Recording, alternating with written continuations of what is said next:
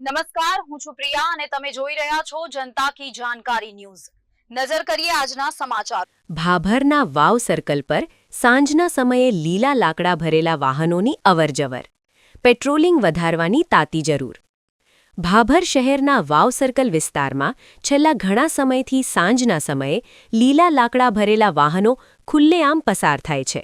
શહેરના મુખ્ય ચોરાહા સમાન વાવ સર્કલ પરથી ટ્રેક્ટર સહિતના વાહનોમાં લીલા વૃક્ષોના કાપેલા લાકડા ભરીને નિર્ભયતાપૂર્વક અવરજવર થઈ રહી છે। આવા દ્રશ્યો છતાં કોઈ અસરકારક કાર્યવાહી ન થવાથી લોકોમાં અનેક પ્રશ્નો ઊભા થયા છે। સાંજ પડતાની સાથે જ આ પ્રકારના વાહનોની અવરજવર વધી જાય છે।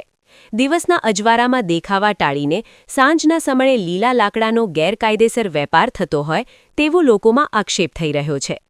વાવ સર્કલ જેવી વ્યસ્ત જગ્યાએથી આ રીતે વાહનો પસાર થાય છે ત્યારે તંત્રની કામગીરી પર સીધો સવાલ ઊભો થાય છે કે શું અહીં નિયમિત પેટ્રોલિંગ ક્યારે થશે?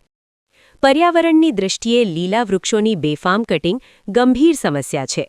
એક તરફ સરકાર હરિયાળી વધારવા, વૃક્ષારોપણ અને પર્યાવરણ સંરક્ષણના અભિયાન ચલાવે છે, જ્યારે બીજી તરફ આવી ખુલ્લી ગેરકાયદેસર પ્રવૃત્તિઓને રોકવામાં તંત્ર નિષ્ફળ સાબિત થાય છે।